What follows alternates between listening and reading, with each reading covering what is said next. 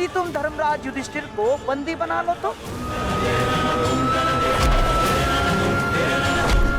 यदि पांडवों के ज्येष्ठ भ्राता युधिष्ठिर को हमने बंदी बना लिया दुर्योधन, तो हमारी विजय निश्चित।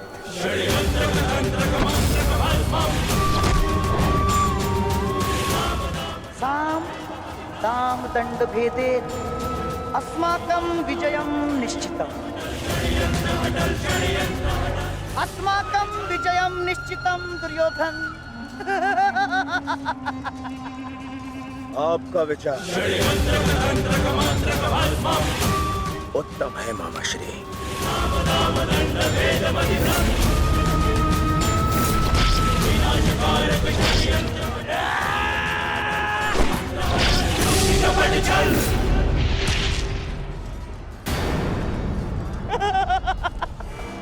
असमान अस्त्रों के साथ द्वंद्व करना नियमों के विरुद्ध है धर्मराज। स्मरण है ना आपको? मामाश्री, सामने आकर द्वंद्व कीजिए, कायरों की भांति नहीं। युधिष्ठिर, उसके लिए मैं हूं ना, मैं उपस्थित हूं।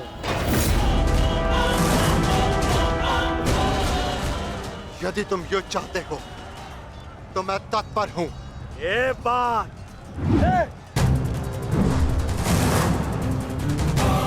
परंतु स्मरण रखना,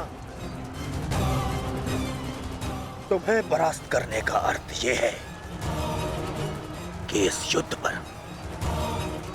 मेरी विजय हुई, और इसकी विपरीत परिस्थिति का भी यही परिणाम होगा भ्राता दुर्योधन। अवश्य।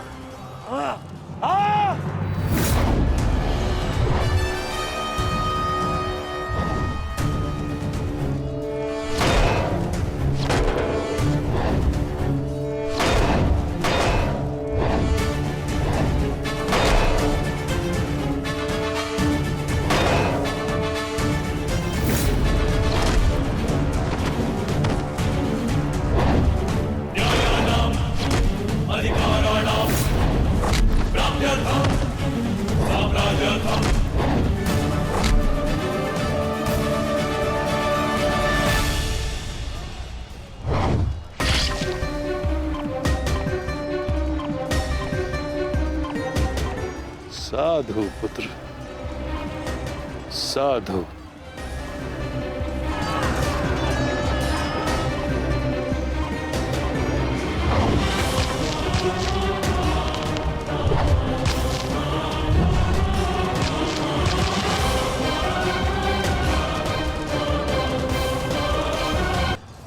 इस युद्ध के पश्चात तुम जैसा योग्य और वीर राजा हस्तिनापुर को मिलेगा।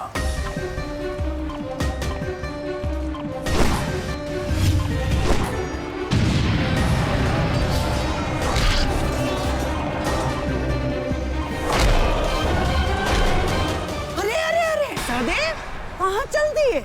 शुभ कार्य करने जा रहे हो ना? मामाश्री का आशीर्वाद नहीं लोगे? आओ प्रणाम करो।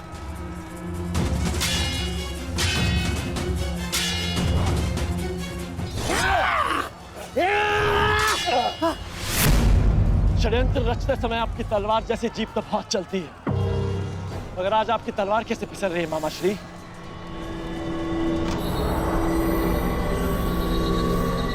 नहीं दुर्योधन, वो क्या है ना सहदेव, हर वस्तु अपने समय से चलती है।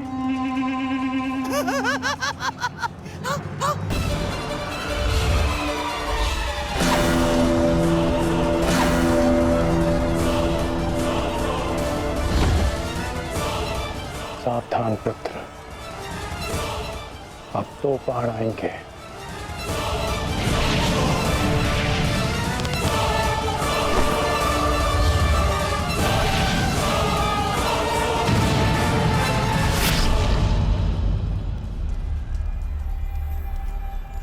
से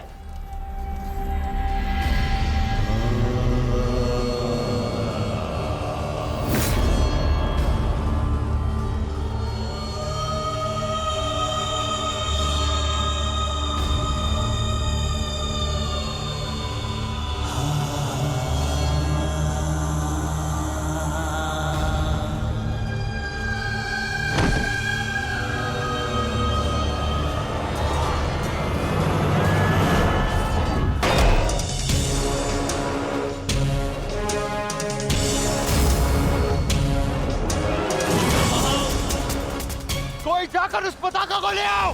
दुर्योधन मेरे साथ युद्ध में व्यस्त है। जाओ।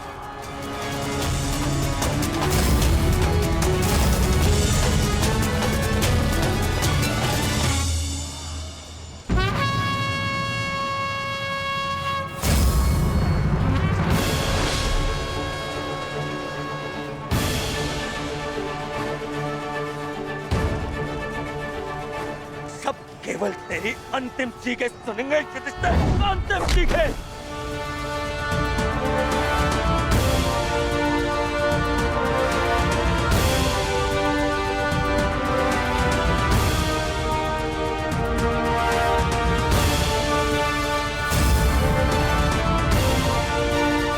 अरे कोई रोको उस बालक को।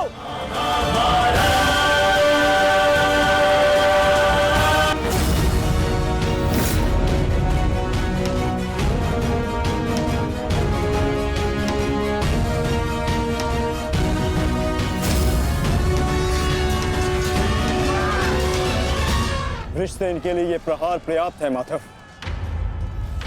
दुर्योधन के ध्वज को अपने अधीन करके इस युद्ध का अंत करते हैं। चलिए माधव।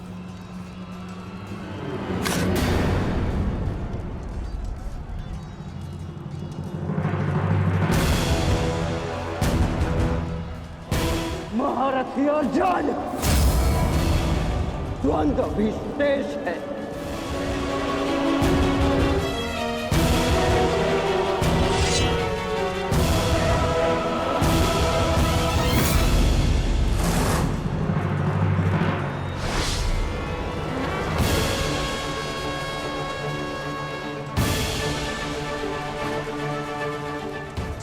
केवल तेरी अंतिम चीखें सुनेंगे युधिष्ठिर, अंतिम चीखें।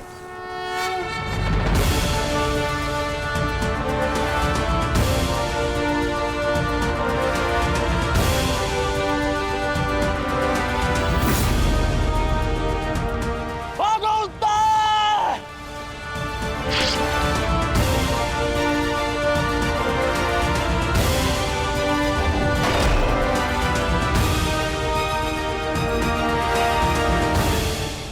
भागो!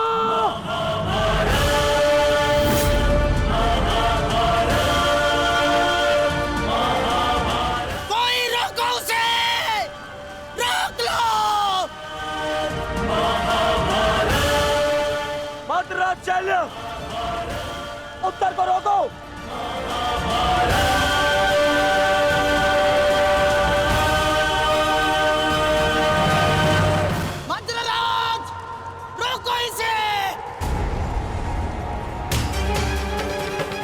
यार, भूल गए किसके पक्ष से लड़ने का वचन दिया था तुमने?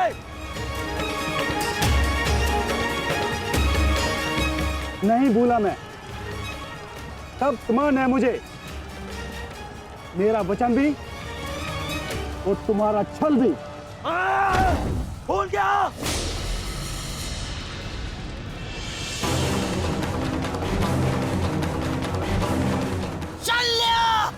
ये क्या कर रहे हो तुम? भविष्य में संसार तुम्हारे साथ साथ पूरे मद्र राज्य को विश्वासघाती समझेगा। तू है तुम पर। अरे तुम प्रहार करो उस पर। ये तो एक केवल बालक है। यदि तुमने प्रहार नहीं किया तो आज हार के कारण तुम हो गए।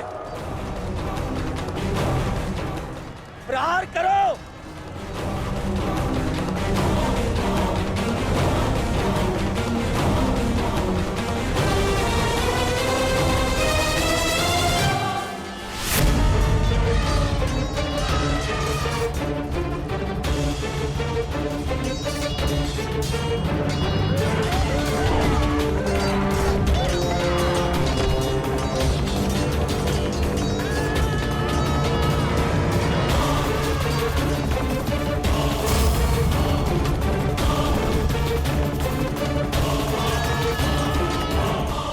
मैं आपको वचन देता हूं, मैं युद्ध के अंत तक उसके पक्ष से लड़ूंगा।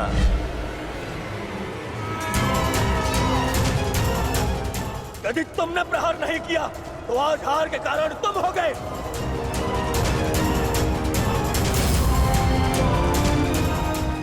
मैं शल्य अपने अतिथि की ओर से अपने शत्रुओं का नाश करूंगा।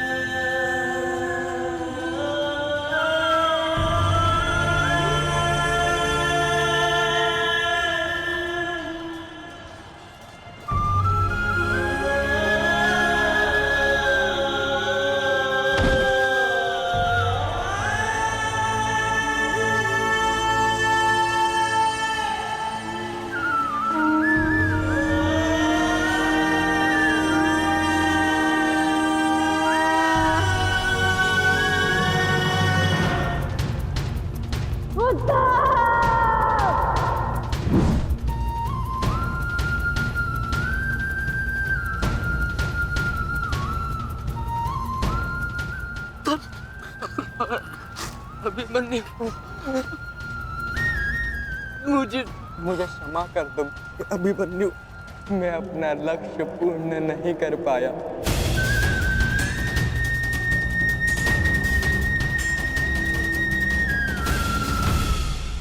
मुझे क्षमा कर दो कि मैं बाकी योद्धाओं के भांति वीर नहीं हूं।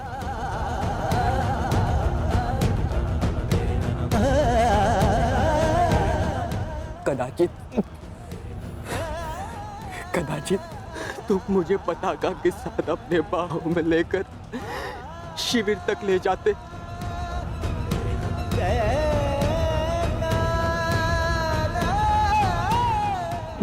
मेरा पक्ष ऊंचे स्वर में कहता, वीर उत्तर की जय, वीर उत्तर।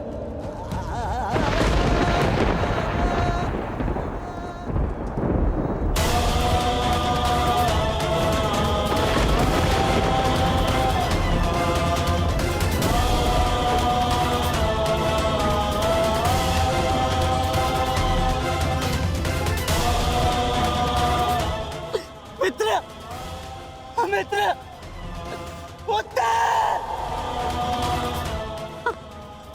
मित्र!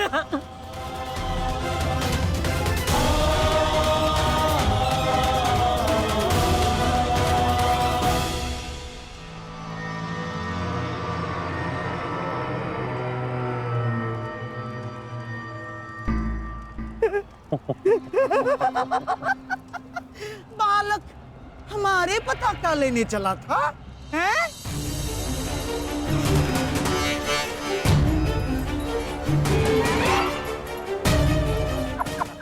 ना, पताका तो मिली नहीं चल रही है।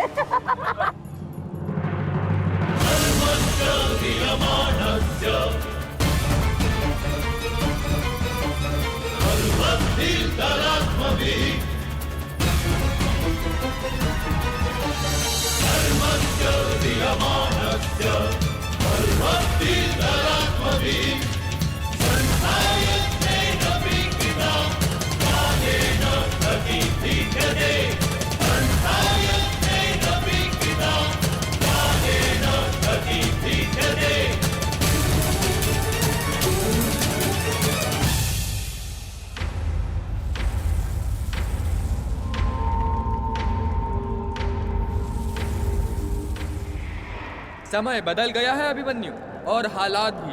अब केवल विषय वर्तमान का यह युद्ध है। देखना, मैं यह पताका लेकर ही रहूंगा।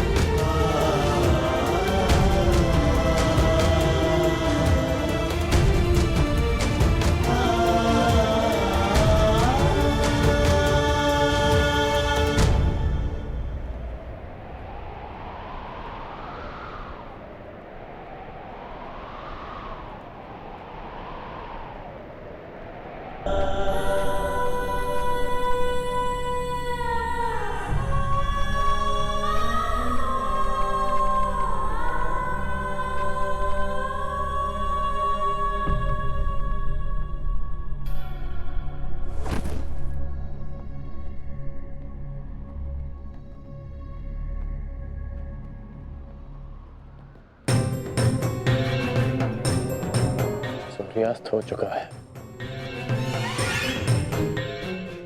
फिर अब तक ये सब लौटे क्यों नहीं?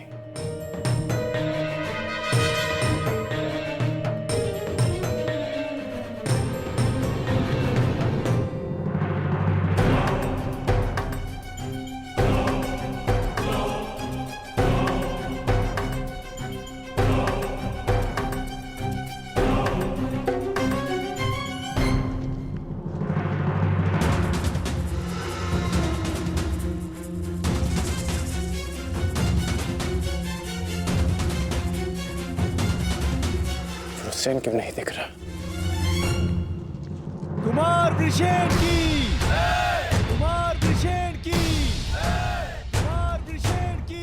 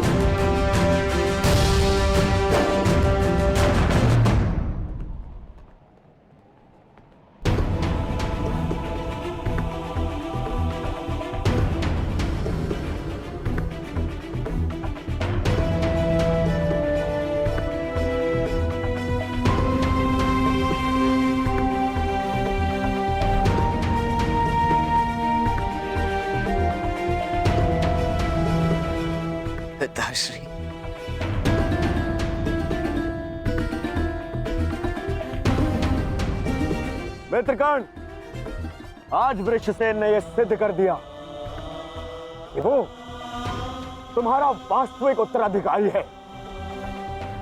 आज हम सब ने तुम्हारी कमी का आभास किया है। हाँ, परंतु उस अर्जुन ने नहीं किया होगा,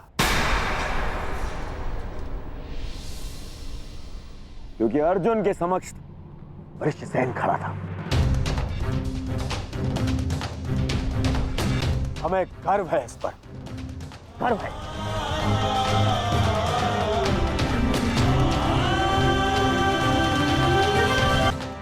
आज केवल अंगराज पुत्र वृषसेन नहीं,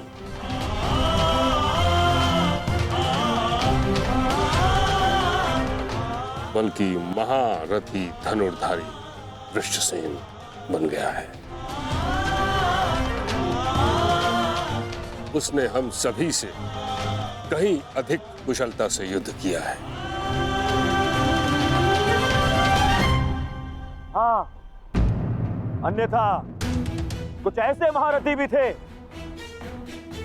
जिनके कारण हमें पहले ही दिन पराजय का मुख देखना पड़ता।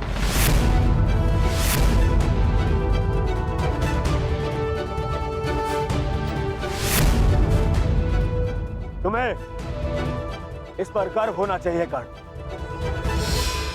सर्वतोभद्र व्यूह का कुशलता से नेतृत्व करके वृषसेन मेरी आशाओं पर खरा उतरा है।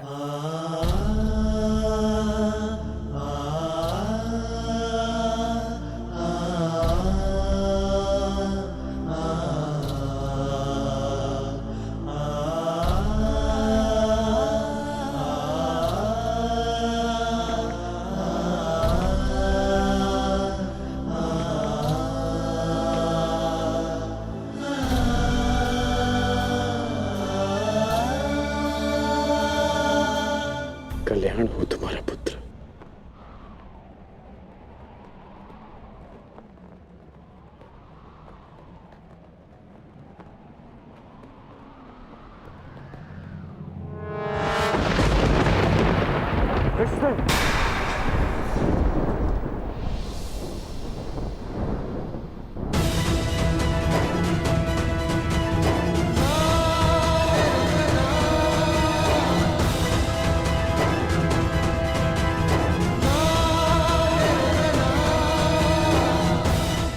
छोटा सा घाव है पिताश्री, अर्जुन का बाण।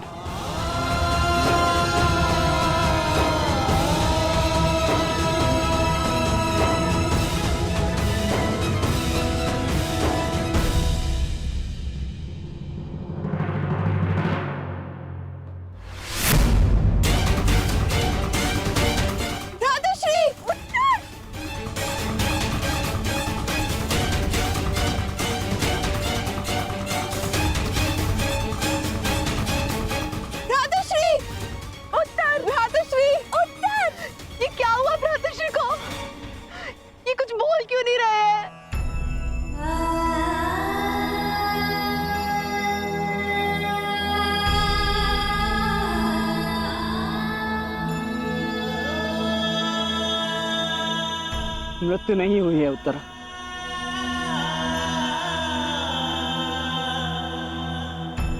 वीर मरते नहीं, वीर गति को प्राप्त करते।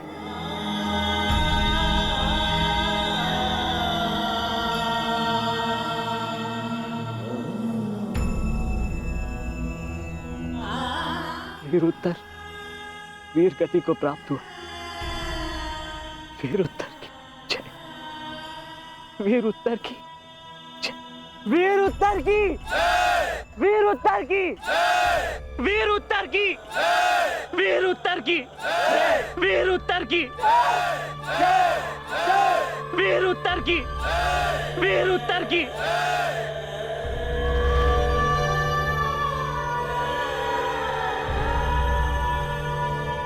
कितने मरे, कितनों को मृत्यु मिलनी शेष है।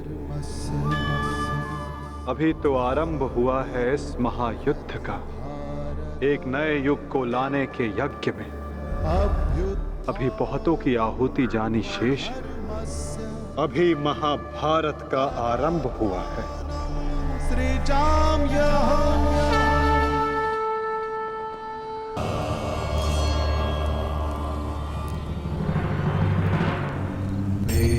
प्रेहि पति भी पूर्वेर्भिर्यत्रा ना पूर्वे पीतर पर्युः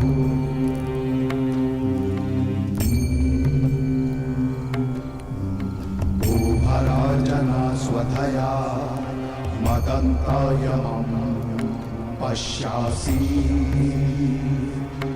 वरुणं च दिवम्। ये सब क्यों हुआ सखा? सहस्त्रों काल के गाल में समा गए। ये क्या हो रहा है केशव? तुम एक क्षत्रिय परिवार में जन्मी हो याज्ञसेनी, और युद्ध के परिणामों से भली भांति अवगत हो। तुम स्वयं युद्ध कांक्षी हो, तो फिर ये पीड़ा क्यों? क्योंकि ये अनुमान नहीं था केशव कि अपनों की मृत्यु इतनी पीड़ादायी होगी। आज उत्तर वीर गति को प्राप्त हुए, कल कोई और होगा। मन बहुत विचलित हो रहा है सखा। जब भी मैं अपने पुत्रों का या आर्य पांडवों का मुख देखती हूँ, मुझे एक भय समा जाता है मन में कि कहीं। तुम ये मत भूलो सखी कि ये युद्ध केवल तुम्हारे अपमान, केवल पांडवों के साथ हुए अन्याय के प्रतिशोध के लिए नहीं हो रहा है। ये युद्ध धर्म की पुनः स्थापना के लिए हो रहा है, अधर्म के नाश के लिए हो रहा है। और धर्म की स्थापना के लिए वीरों को अपने प्राणों की आहुति देनी पड़ती है सखी।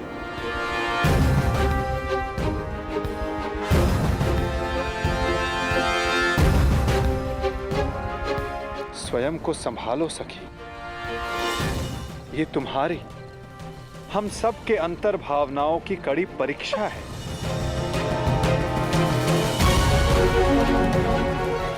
और इस युद्ध में हानि केवल हमें नहीं हुई है, अभी तो इस युद्ध में अनेकों की आहुति देना शेष है सखी।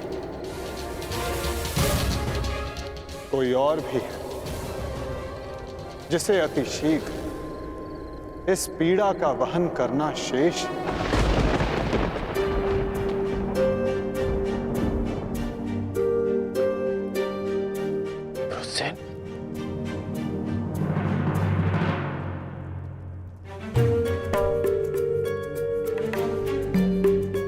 धन्यवाद पिताश्री।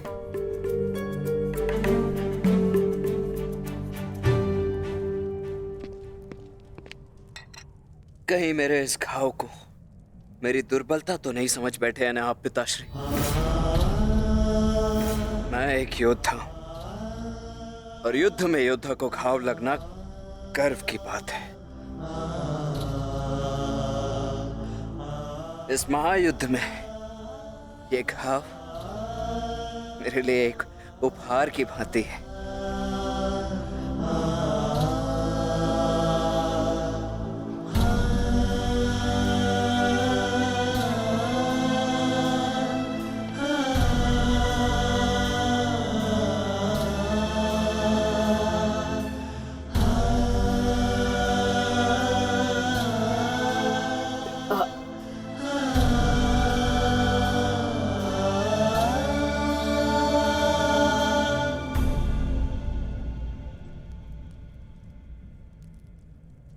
आज तुमने अपने आप को एक सच्चा योद्धा सिद्ध किया है। मुझे तुम पर गर्व है।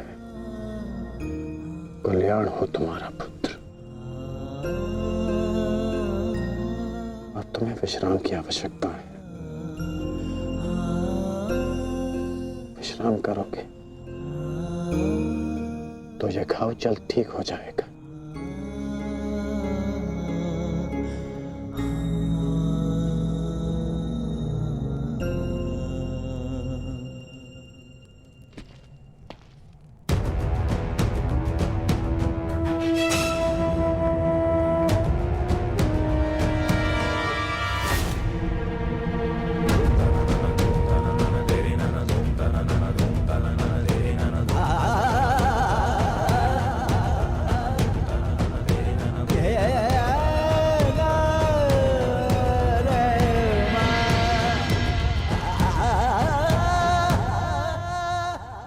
युद्ध भूमि में अपनी मृत्यु से अधिक अपनों की मृत्यु का भय कितना सताता है ना मित्र। माधव आप बड़ी बात।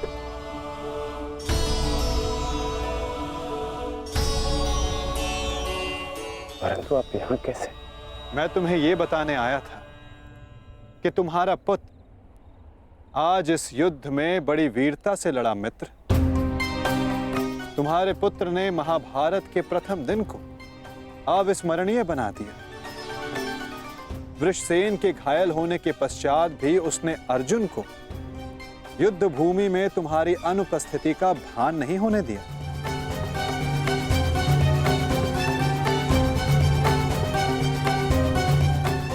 परंतु गर्व के स्थान पर तुम्हारे मुख पर यह पीड़ा क्यों मित्र?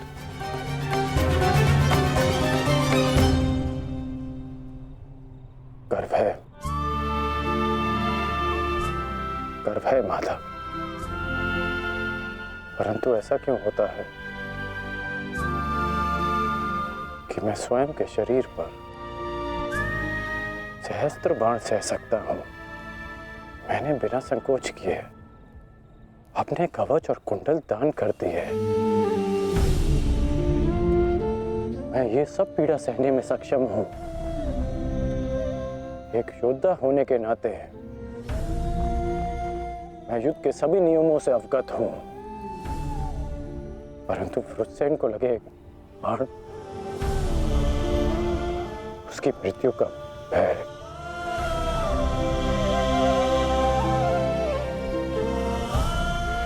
मुझे खाया जा रहा है।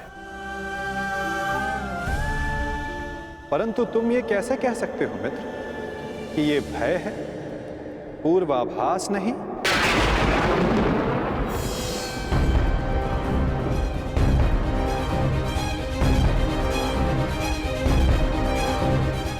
पूर्वाभास? आप क्या कहना चाहते हैं? एक योद्धा को विजय की आशा अवश्य होती है, परंतु उसे परिणाम का पूर्वाभास भी होना चाहिए।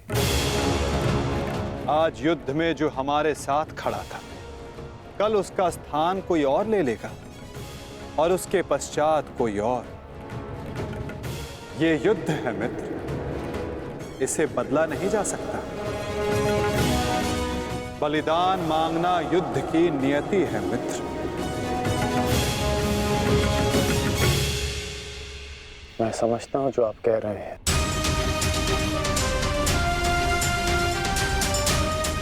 परंतु मन में अपनों की रक्षा की चिंता है।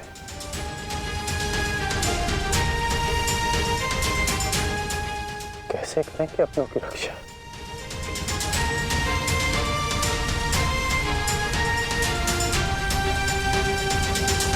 यदि कारण महान हो तो उसका बलिदान भी महान देना होता है मित्र।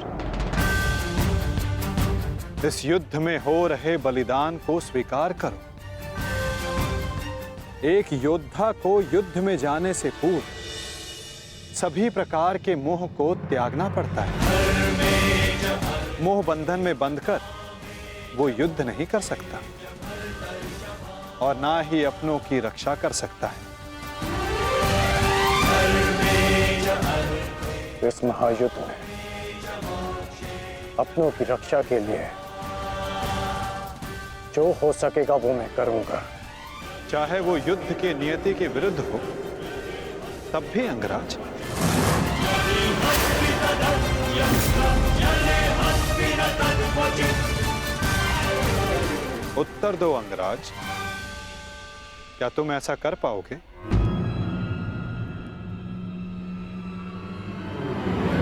यदि तुम चाहो तो अब भी इस युद्ध की नियति को बदल सकते हो कर्ण। सहस्त्रों के प्राण बचा सकते हो, अपनों को खोने के भय से बच सकते हो। तुम्हारे पास अब भी समय है। हमारे पक्ष में आकर इस युद्ध को एक दिन में समाप्त कर दो मित्र। इस महाविनाश का मूल्य कम कर दो। बोलो मित्र, अपनी निष्ठा की नियति को बदलकर तुम इस युद्ध की नियति को बदलना चाहोगे? महामहिम भीष्म ने तुम्हें इस युद्ध भूमि में प्रवेश करने से वर्जित किया है। यही अवसर है मित्र, अपने भ्राताओं के साथ मिलकर धर्म के लिए युद्ध करके इसे समाप्त कर दो। अवसर है मित्र, अपने भ्राताओं के साथ मिलकर धर्म के लिए युद्ध करके इसे समाप्त कर दो। आप मेरा उत्तर जानते हैं, फिर क्यों बार बार ये प्रश्न करते हैं मुझसे? मैं तुमसे प्रश्न नहीं पूछ रहा हूं, तुम्हें तुम्हारे संदेहों का हल दे रहा हूं। या तो परिवर्तन के लिए स्वयं को परिवर्तित करो या फिर प्रलाप बंद करो मित्र। और जो हो रहा है उसे स्वीकारो। तुम्हारे अंदर अपने मित्र के विरुद्ध जाने का सामर्थ्य नहीं है मित्र। जो पीड़ा आज तुम अनुभव कर रहे हो सकता है कि कल तुम्हें उससे अधिक पीड़ा अनुभव करनी पड़े मित्र। इसलिए कहता हूं अंगराज, या तो विरोध करने की शक्ति रखो या फिर पीड़ा सहने का सामर्थ्य।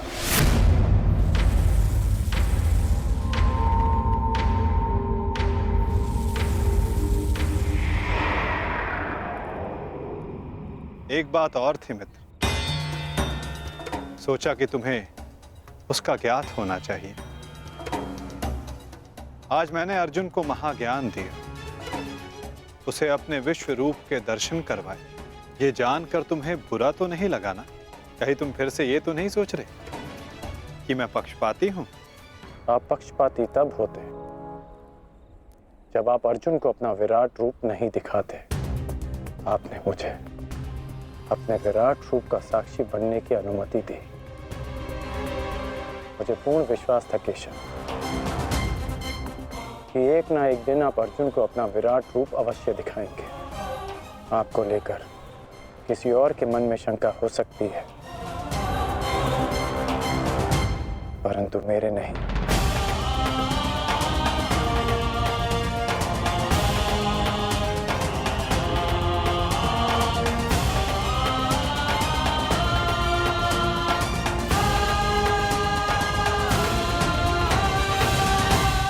एक दिन आपने मुझे पाषाण और मोरपंख होने का अर्थ समझाया था। हर पहेली का उत्तर हमारे चयन में होता है अंगराज।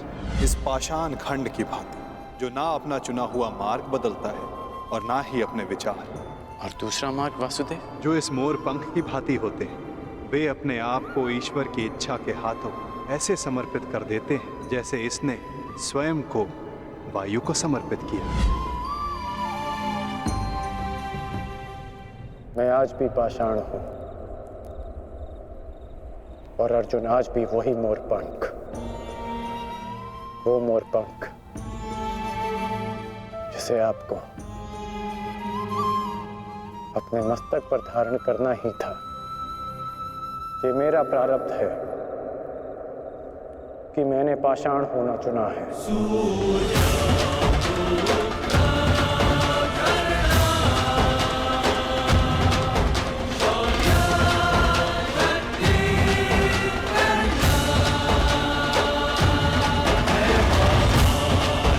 प्रणिपात केशव।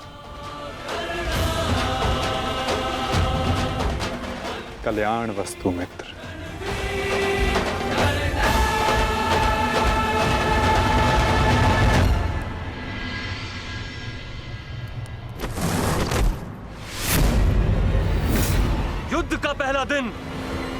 पांडवों के नाम रहा। ये पांडव सेना के युद्ध बंदी ज्येष्ठ, हम इन्हें अपना दास बना लेते हैं। और मुझे पूर्ण विश्वास है कि अंतिम विजय भी हमारी ही होगी। उत्सव का आनंद लो। राजकुमार दुर्योधन की जय! राजकुमार दुर्योधन की जय! अरे मित्र, आओ आओ मित्र। हाँ, यहाँ उत्सव चल रहा है। तुम कहाँ रह गए थे? किस बात का उत्सव? उन पांडवों के विनाश का उत्सव, उनकी पराजय का उत्सव मित्र। उन पांडवों के विनाश का उत्सव जिसका श्रेय जाता है तुम्हारे पुत्र को, वीर महारथी वृषसेन को, जिसे तुमने इतना सामर्थ्यवान बनाया।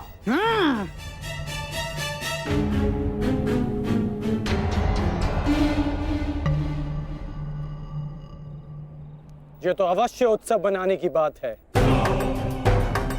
आज तो मैं भी मदिरा पान करूंगा। मछली, तुम भी मदिरा पान करोगे? लो, ये लो।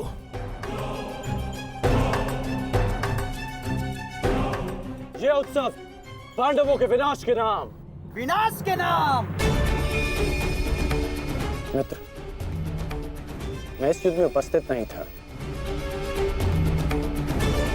क्या तुम मुझे बता सकते हो कि पांडवों की सेना में कितने हताहत हुए?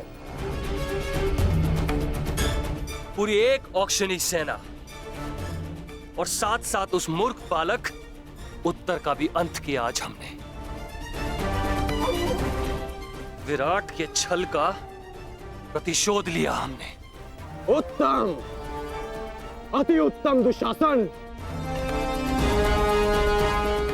एक औक्षणी में 21 सहस्त्र 870 रथ और उनके रथी और इतने ही हाथी और उस पर सवार योद्धा 65 सहस्त्र 610 अश्वरोही 1,09,000 सहस्त्र 350 पैदल सैनिक। आज हमने युद्ध में इतने शत्रुओं का संहार किया। उत्तम, उत्तम, उत्तम। परंतु प्रतीत होता है कि हमारे ओर से कोई जानहानि नहीं हुई। तभी तो यह उत्सव बनाया जा रहा है ना मित्र?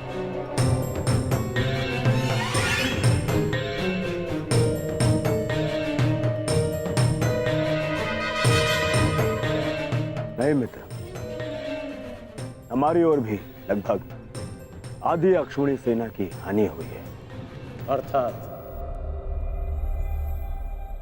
सहस्त्र सैनिक, महारथी, अश्वरोही हमारी ओर से भी मारे गए। अब इनके परिवार का ध्यान रखने वाला कोई नहीं रहा। इनके वृद्ध माता पिता, विधवा स्त्रियों, अनाथ बच्चों की रक्षा करने वाला कोई नहीं बचा। ये तो अवश्य उत्सव बनाने की बात है। उत्सव!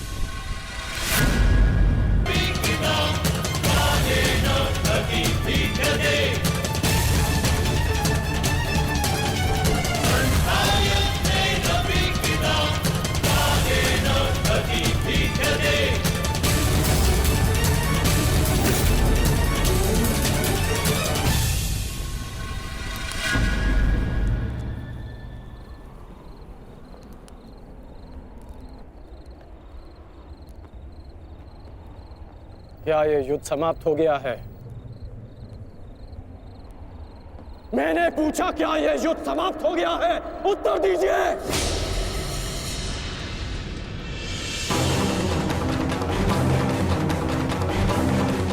एक दिन युद्ध में पलड़ा क्या भारी हो गया। आप सबको लगा कि आप लोग युद्ध जीत गए। आज जितने भी सैनिक वीर गति को प्राप्त हुए हैं, वो तुम्हारी विजय के लिए अपने प्राण खो बैठे।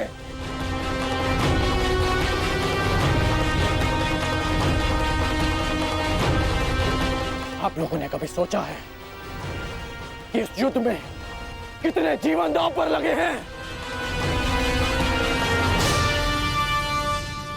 हर परिवार इस भय के साथ जी रहा है कि क्या उनके परिवार के सदस्य घर लौटेंगे भी या नहीं। और आप सब उत्सव मना रहे हैं। ये उत्सव मनाने का समय नहीं, रणनीति बनाने का समय है। इस युद्ध में जीतने का समय है। पांडव सामान्य योद्धा नहीं है। वो इस समय एक घायल सिंह की भांति हैं, जो कल युद्ध में अपना प्रतिशोध लेने के लिए तत्पर रहेंगे।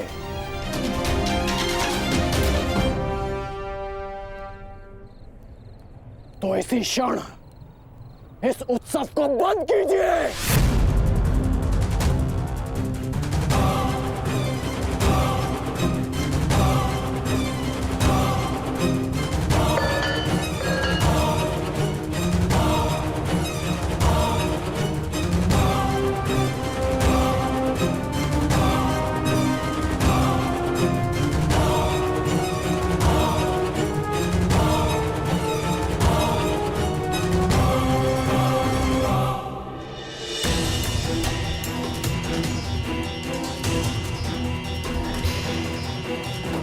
युद्ध भूमि का नियम है कि हर दिन के साथ हुई हानि को भुलाकर अगले दिन के विषय में सोचा जाए।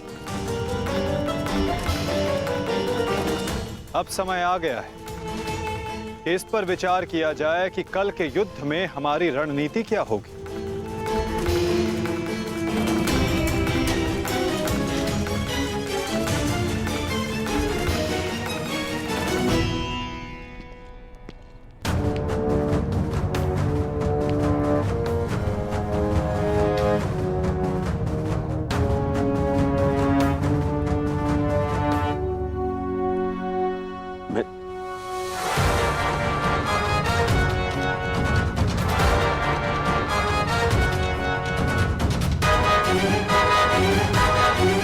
परंतु कल के लिए हमारी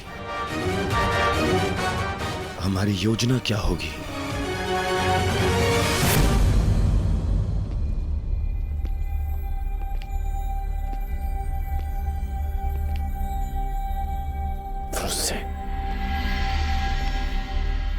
तुम यहाँ क्या कर रहे हो? यहाँ कल की रणनीति बन रही है पिताश्री। तो इस सभा में मेरा उपस्थित होना अनिवार्य है ना। तुम युद्ध में भाग नहीं लोगे। मैं तुम्हें अनुमति नहीं दे रहा। जाओ जाकर विश्राम करो। मैं जानता हूं मुझे विश्राम की आवश्यकता है, परंतु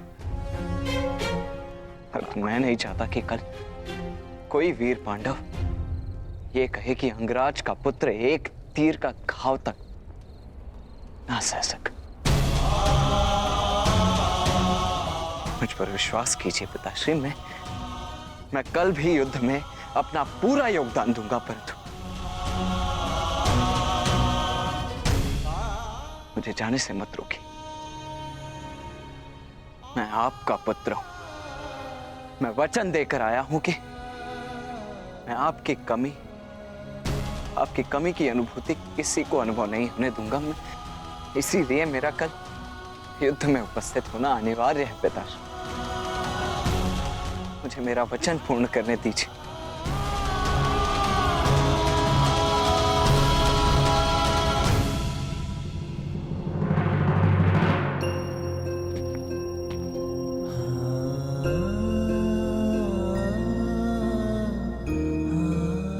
कल्याण हो तुम्हारा पुत्र। तुम युद्ध में भाग लोगे।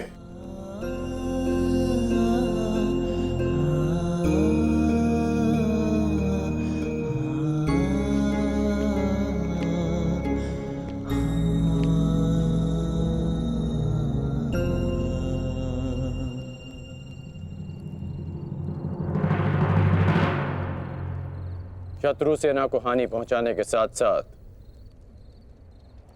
आपको अपनी सेना को सुरक्षित रखना भी महत्वपूर्ण है।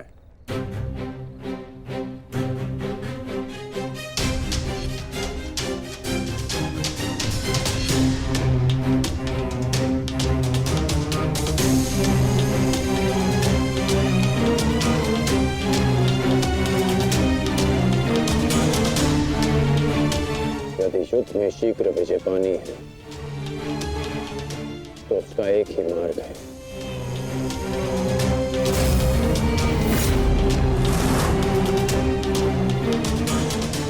उसे बंदी बनाओ। जिसे बंदी बनाने से ये युद्ध समाप्त हो जाए। युधिष्ठिर! कल युद्ध में कौरव तुम्हें बंदी बनाने का प्रयत्न अवश्य करेंगे युधिष्ठिर।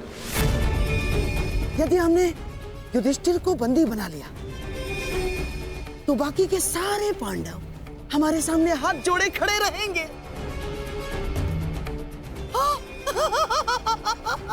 उत्तम!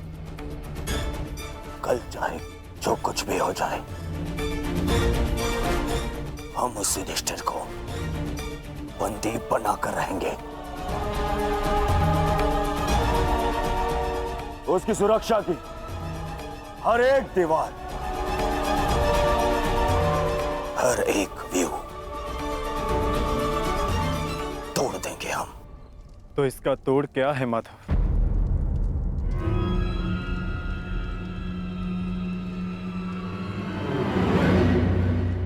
इसका एक ही तोड़ है पार्थ। कल युद्ध में धर्मराज युधिष्ठिर व्यू में सबसे आगे रहेंगे।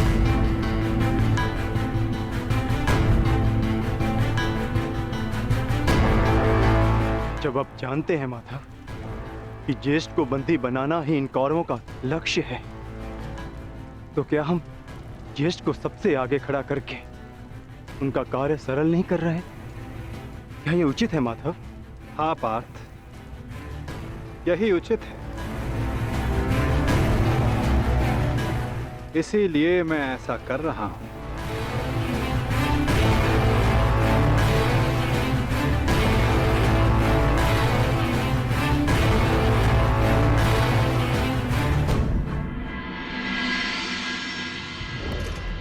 युद्ध का दूसरा दिन।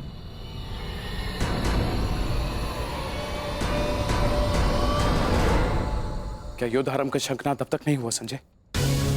किसी भी क्षण युद्ध का शंखनाद हो जाएगा महाराज। दोनों सेनाएं सज्ज हैं। पांडवों की सेना ने आज कौंच व्यूह का निर्माण किया है और महामहिम भीष्म ने महाव्यूह का। उचित निर्णय लिया है ताचरी ने। अब पांडव युधिष्ठिर की रक्षा के लिए उसे क्रौंच व्यूह की अंतिम रेखा में रखेंगे।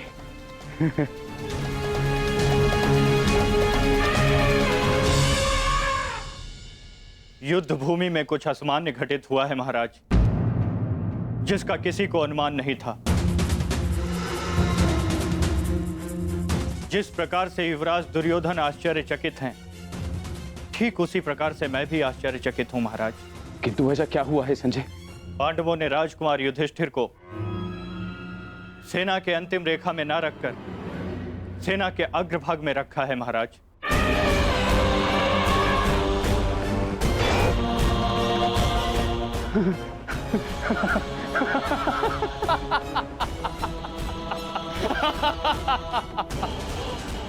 लगता है दूसरे ही दिन युद्ध हार जाना चाहते हैं पांडव, तभी तो ऐसी मूर्खता कर रहे हैं। अब मेरे पुत्र दुर्योधन के पंजों से युधिष्ठिर को कोई भी नहीं बचा सकता, कोई भी नहीं। मरेंगे, मरेंगे ये सब।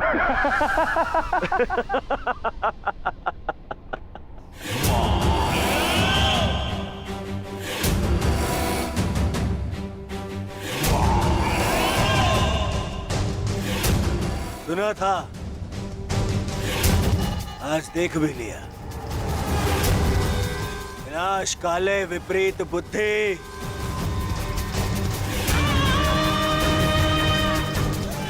युधिष्ठिर को सबसे आगे खड़ा करके आश्चर्यचकित कर दिया इन पांडवों ने।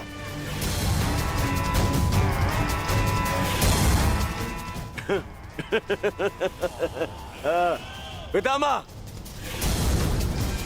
देख रहे हैं, इन पांडवों ने स्वयं ही हमारा कार्य सरल कर दिया।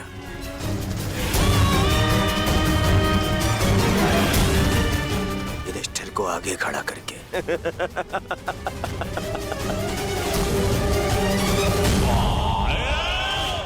अब आज ही इस युधिष्ठिर को बंदी बनाकर इस युद्ध का अंत कर दूंगा मैं, आज ही। आजा, आजा।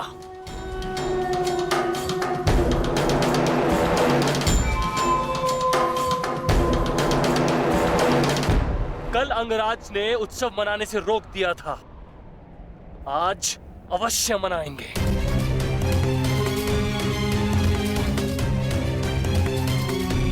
देखा दुशासन, हमारी जीत का उत्सव।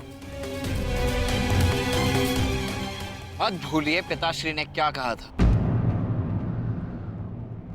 अभी से उत्सव मनाने के विषय में सोचना भी मूर्खता है। युद्ध अभी शेष है।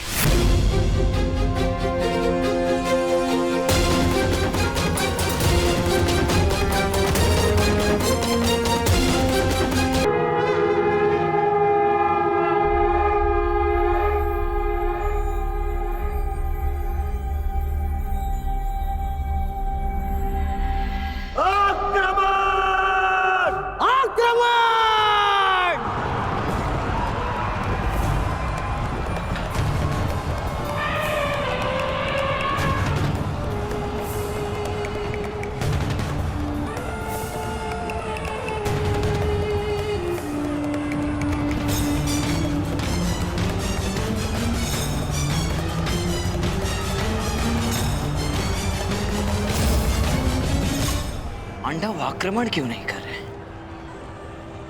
योजना क्या है इनकी?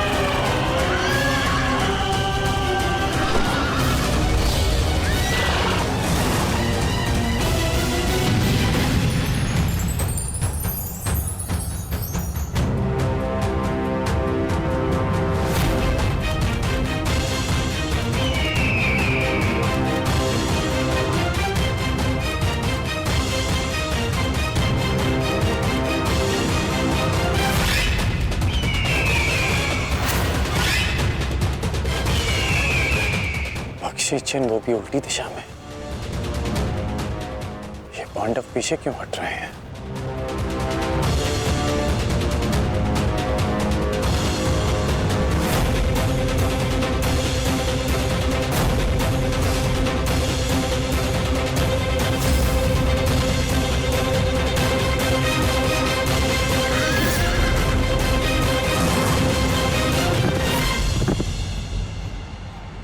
अरे वो तो पीछे हट रहे हैं।